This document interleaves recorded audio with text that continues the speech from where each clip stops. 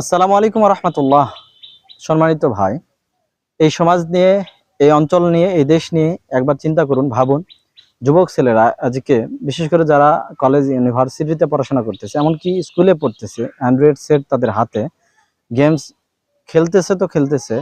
এখন ক্যাসিনো যে টাকা দিয়ে জুয়া খেলা নেমেছে, তা সম্বন্ধে আপনার জানা থাকলে বা জানতে পারলে আপনার চোখ চরক গাছ হয়ে যাবে।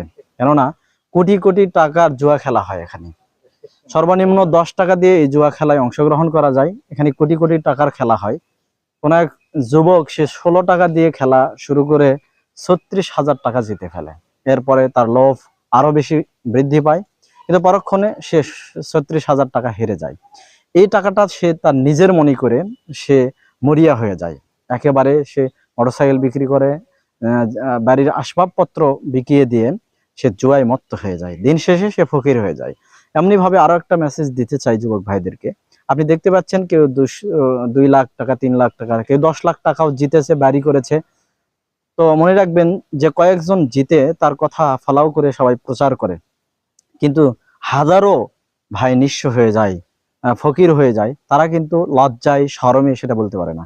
আবার জানলাম এটা পুলিশ জানতে পারলে পুলিশ কেস হয়ে যাবে। তাই যুবক ভাইদেরকে কিভাবে আমরা এই নেশা থেকে উত্তরণ করব, গাঁজা, হিরোইন, ইয়াবা, মদ, ফেন্সিডিল এগুলোর থেকেও শত গুণ মারাত্মক ক্ষতিকর এই জুয়া ক্যাসিনো, যাতে যুবকেরা সব সময় স্ক্রিনে নজর দিয়ে রাখতেছে।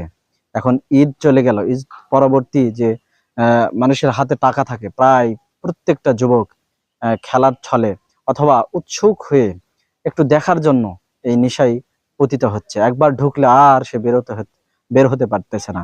তাই আমাদের খুব টেনশন হচ্ছে, চিন্তা হচ্ছে। আসুন আমরা আমাদের যুবক ভাইদেরকে একটু বোঝানোর চেষ্টা করি। আল্লাহ তাআলা তাদেরকে হেদায়েত দান করুক, না হলে পরে ভবিষ্যৎ প্রজন্ম আমাদের অন্ধকারের অতল তলে গলিয়ে যাবে। আল্লাহ তাআলা আমাদের যুব সমাজকে সঠিক বুঝ দান করুন। আমিন। ওয়া আখিরু দাওয়ানা আনিল হামদুলিল্লাহি রাব্বিল আলামিন। আসসালামু আলাইকুম ওয়া রাহমাতুল্লাহি ওয়া বারাকাতুহু।